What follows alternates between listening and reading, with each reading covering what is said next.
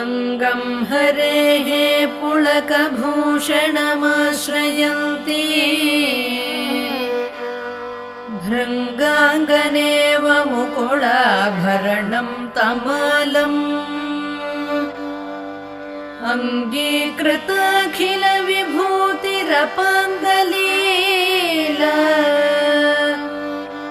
माङ्गल्यदास्तु मम मङ्गलदेवतायाः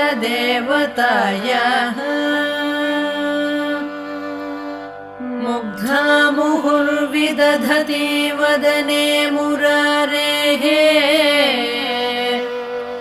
प्रेमत्रपा प्रणिहितानि गतागतानि